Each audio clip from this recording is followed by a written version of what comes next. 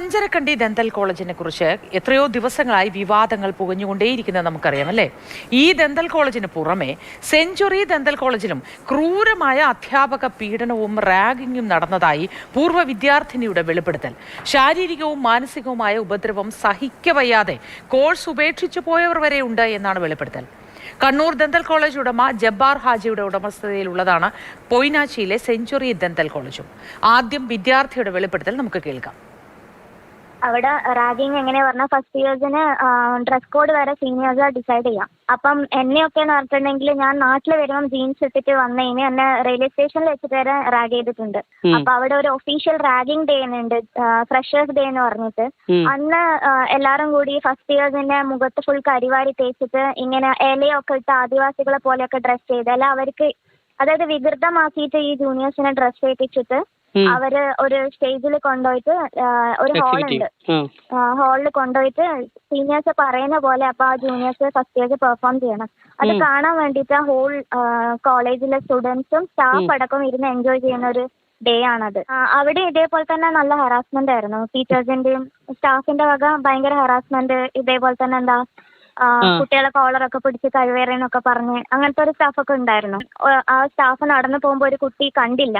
അപ്പൊ ആ കുട്ടിക്ക് അഹങ്കാരം എണീറ്റ് നിന്നില്ല, വിഷയമില്ല എന്ന് പറഞ്ഞിട്ട് ആ കുട്ടീനെ പൊട്ടിക്കാം. അങ്ങനെ പൊട്ടിച്ച് പിന്നെ പ്രാക്ടിക്കലെല്ലാം ഇതേപോലെ തന്നെ അയാൾക്ക് തോന്നുന്ന പോലെ കുറെ കുട്ടികളെ പൊട്ടിച്ച്. ഇത് ഒരു സ്റ്റാഫ് അല്ല, ഒരുപാട് സ്റ്റാഫ് അവിടെ അങ്ങനെ ഉണ്ട്. മുസ്ലിം മാനേജ്മെന്റിന്റെ ഒരു ഇത് വന്നിട്ടുണ്ടായിരുന്നു, ലൈക്ക് ഒരു ഇൻഫ്ലുവൻസ്, ബോയ്സിനും ഗേൾസിനും ഒക്കെ വേറെ റൂൾസ്, അങ്ങനത്തെ ഒരു പാർഷ്യാലിറ്റി അവിടെ ഉണ്ടായിരുന്നു. അതായത് ബോയ്സിന് മെസ്സില് ഭക്ഷണം ലിമിറ്റില്ലാണ്ട് കഴിക്കാൻ, ഗേൾസിന് ലിമിറ്റ് ഉണ്ട്.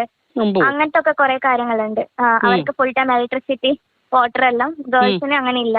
രാവിലെയും രാത്രിയും മാത്രം കുറച്ച് വെള്ളം കിട്ടാം, കറണ്ട് ഫുൾ ടൈം ഇല്ല. അങ്ങനെ അത് മാത്രമല്ല, ഇവര് ഫസ്റ്റ് ഇയർ എക്സാം ഒക്കെ ആ സമയത്ത് നടന്നപ്പോൾ എന്റെ ഫസ്റ്റ് ഇയറിനൊക്കെ എക്സ്റ്റേണൽക്ക് പൈസ കൊടുത്തിട്ട് ക്യാമറ ഓഫ് ചെയ്തിട്ട് ആൻസർ ഷീറ്റ് വന്ന ഉടനെ പുറത്ത് വിട്ടു. അതിന്റെയൊക്കെ ആൻസേഴ്സിന്റെ കോപ്പി എടുത്ത് നമ്മളെ ബാച്ചിൽ ഡിസ്ട്രിബ്യൂട്ട് ചെയ്തിട്ടുണ്ടായിരുന്നു. അപ്പൊ ഇങ്ങനെ അതായത് വരുന്ന എക്സ്റ്റേണൽ ആയാലും ഇവരുടെ ഫ്രണ്ട്സാ. പിന്നെ ഒരു ഫാർമക്കോളജി, ഒരു കാലിക്കറ്റ് മെഡിക്കൽ കോളേജിൽ ഒരു എക്സ്റ്റേണലാ വരുത്ത് കുറെ കാലമായിട്ട്. അപ്പൊ നമ്മളെ ബാച്ച് കയറിയപ്പോൾ നമ്മളോട് സീനിയേഴ്സ് പറഞ്ഞു അയാള് സെക്ഷലായിട്ട് പലതും പറയും, അപ്പൊ ഒന്നും തിരിച്ചു പറയാൻ പാടില്ലാന്ന്. അപ്പൊ ഒരു റൂമില് നമ്മളും അയാളും മാത്രമേ ഉള്ളൂ. ഒരു വയസ്സായ ഒരാളാണ്. അയാൾക്ക് തോന്നിയ പോലെ ഈ സെക്ഷലായിട്ട് പലതും പറയും. അപ്പൊ നമ്മള് ഫാർമക്കോളജി റിലേറ്റഡ് ഒറ്റ ക്വസ്റ്റ്യൻ ചോദിക്കൂല അയാളെ എക്സാമിന്. ഇത് യൂണിവേഴ്സിറ്റി എക്സാമാ. അപ്പൊ ഇത് മുഴുവൻ നമ്മൾ അവിടെ നിന്ന് കേട്ടിരിക്കണം. കേട്ടിരുന്ന അയാൾക്ക് സന്തോഷമാണ്, അയാൾ നമ്മളെ പാസ്സാക്കും. CK വിജയൻ വിവരങ്ങളുമായി നമുക്കൊപ്പം ചേരുന്നുണ്ട്. വിജയൻ, അതിക്രൂരമായ പീഡനം ഈ ഒരു സ്ഥലത്ത് മാത്രമല്ല, ഇനി അടുത്ത പൊയ്നാച്ചിയിലെ കോളേജിലും ഇത് തന്നെയാണ് സംഭവിക്കുന്നത്. ഈ വിദ്യാർത്ഥിനി വെളിപ്പെടുത്തുന്നു. ഇതിനോടകം പഠിത്തം നിർത്തിപ്പോയ കുട്ടികൾ വരെ നിരവധി ഉണ്ട് എന്നാണ് പറയുന്നത്. എന്താണ് ഈ കോളേജിനുള്ളിലൊക്കെ നടക്കുന്നത്?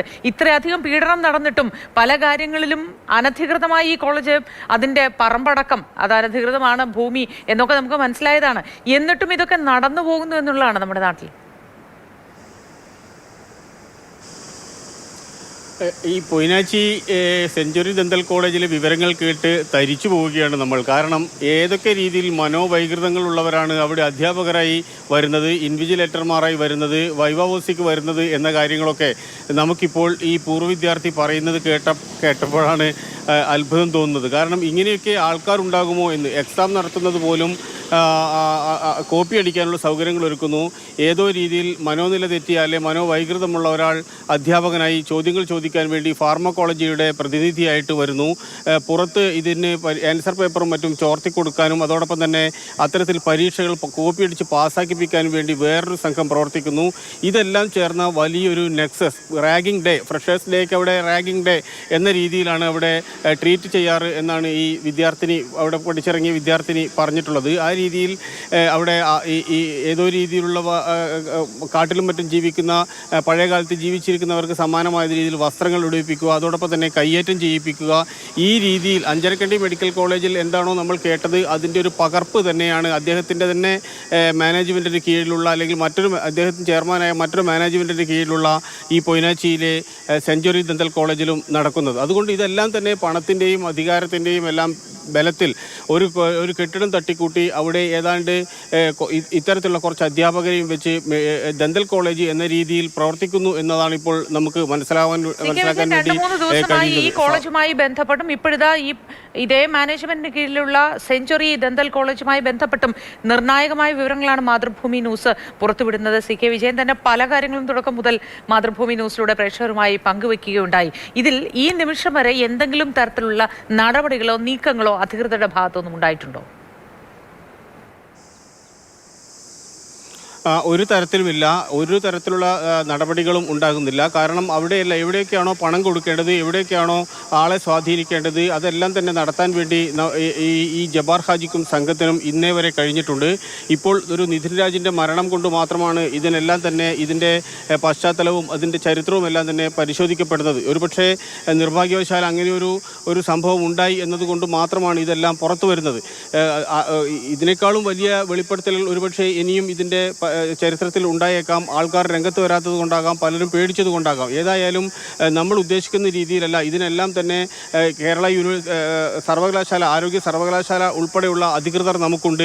ഇതെല്ലാം തന്നെ പരിശോധിക്കുന്നതിന് വേണ്ടിയും സർട്ടിഫിക്കറ്റ് നൽകുന്നതിന് വേണ്ടിയും വർഷാവർഷം പരിശോധനകൾ നടത്തണം എന്നാണ് വ്യവസ്ഥ. ഇതൊന്നും തന്നെ പാലിക്കപ്പെടുന്നില്ല എന്ന് മാത്രമല്ല, ഇതെല്ലാം തന്നെ ഇയാൾക്ക് ഒത്താശ ചെയ്തു കൊടുക്കുന്നു എന്നതുകൂടി കേൾക്കുമ്പോഴാണ് വിഷമം തോന്നുന്നത്. ഇങ്ങനെയുള്ള ഈ സ്ഥാപനങ്ങളിൽ പഠിച്ച ആൾക്കാർക്ക് അനുഭവിക്കുന്ന ട്രോമ, ഈ പറയുന്ന സെഞ്ചുറിയിൽ തന്നെ പഠിക്കുന്ന വിദ്യാർത്ഥികൾ പലരും അവിടെ സ്ഥിരമായി, അതായത് കൂട്ടത്തോടെ കുട്ടികൾ മാനസികാരോഗ്യ കേന്ദ്രങ്ങളിലേക്കും ഡോക്ടർമാരുടെയും സൈക്കോളജിസ്റ്റുകളുടെയും അടുത്ത് കൗൺസിലിങ്ങിന് വ്യാപകമായി ചെല്ലുന്നത് റിപ്പോർട്ട് ചെയ്യപ്പെടണം. എന്തുകൊണ്ടാണ് ഈ കോളേജിൽ നിന്ന് മാത്രം ഇത്രയധികം കുട്ടികൾക്ക് ട്രോമ ഉണ്ടാകുന്നത് എന്ന് പരിശോധിക്കപ്പെടണം എന്നത് വരെ എത്തിയിട്ടുണ്ട് കാര്യങ്ങൾ. പക്ഷേ അവിടത്തേക്കൊന്നും കാര്യങ്ങൾ പോകുന്നില്ല എന്നിടത്താണ് അതിൻ്റെ ദൗർഭാഗ്യം നിലനിൽക്കുന്നത്. ഈ ഹോസ്റ്റലിലും മറ്റും ഭക്ഷണം കഴിക്കാൻ പോലും വേർതിരിവുണ്ടായിരുന്നു എന്നാണ് പറയുന്നത്. സ്ത്രീകൾക്ക്, പെൺകുട്ടികൾക്ക് ഭക്ഷണം കൊടുക്കുന്നതിന് പരിധി നിർണയിച്ചിരുന്നു, എന്നാൽ ആൺകുട്ടികൾക്ക് ഈ പരിധിയില്ല എന്ന്. ഇതൊക്കെ ഏതോ നൂറ്റാണ്ടിൽ അവസാനിച്ച സമ്പ്രദായമാണ്. CK വിജയൻ, അത് ലിംഗവിവേചനം പാടില്ല എന്നത് നമ്മൾ വിദ്യാഭ്യാസ സ്ഥാപനങ്ങളിൽ പ്രത്യേകിച്ചും പാടില്ല എന്നുള്ളത് പൊതുവിൽ അംഗീകരിക്കപ്പെട്ടതും നിയമം മൂലം തന്നെ സ്ഥിരീകരിക്കപ്പെട്ടതും കാര്യമാണ്. പക്ഷേ അതൊന്നും ഇവിടെ പാലിക്കുന്നില്ല. കാരണം എന്താണെന്ന് കരുതിയാൽ ഇവരുടെ കയ്യിൽ ഇൻറ്റേർണൽ മാർക്കുകളും അതോടൊപ്പം തന്നെ ഇവരുടെ കയ്യിലുള്ള അധികാരങ്ങളുമാണ് ഈ കുട്ടികൾക്കെതിരെ അവർ നിരന്തരം പ്രയോഗിച്ചു കൊണ്ടിരിക്കുന്നത്. ഒരു മുതിർന്ന അധ്യാപകൻ എക്സാമിനേഷൻ്റെ ഭാഗമായിട്ട് വരികയും ഒരു ഡോക്ടർ വരികയും അവർ സിലബസിലോ അല്ലെങ്കിൽ കരിക്കുലത്തിലോ പോലും പെടാത്ത ചോദ്യങ്ങൾ ചോദിക്കുകയും അതിനനുസരിച്ച് അതെല്ലാം തന്നെ ലൈംഗിക ചുവയുള്ള ചോദ്യങ്ങൾ ചോദിക്കുകയും ചെയ്യുന്നു എന്നൊക്കെ പറയുന്നത് കേൾക്കുമ്പോൾ നമുക്ക് ഇവരൊക്കെ ഈ സമൂഹത്തിൽ തന്നെയാണോ എന്ന് തോന്നിപ്പോകുന്നില്ല. എത്രമാത്രം പവിത്രവും പരിപാവനവുമായ ഒരു വിദ്യാഭ്യാസ സമ്പ്രദായത്തെക്കുറിച്ച് സ്വപ്നം കാണുകയും അതിനനുസരിച്ച് കാര്യങ്ങൾ നടക്കുകയും ചെയ്യുന്നുണ്ട് എന്നാണല്ലോ നമ്മളെല്ലാം തന്നെ കരുതിയിട്ടുള്ളത്. അതുകൊണ്ട് ഈ സ്ഥലങ്ങളിലെല്ലാം തന്നെ വിദ്യാർത്ഥി സംഘടനകൾക്ക് നിരോധനം, അതോടൊപ്പം തന്നെ രാഷ്ട്രീയ പ്രവർത്തനങ്ങൾക്ക് നിരോധനം. ഇതിനെല്ലാം പുറമെ ഇവിടെ ഉള്ള ഈ നടപടിയെടുക്കേണ്ട ഉന്നത അധികാരികളെല്ലാം തന്നെ ജബ്ബാർ ഹാജിയുടെ പോക്കറ്റിനകത്താണ്.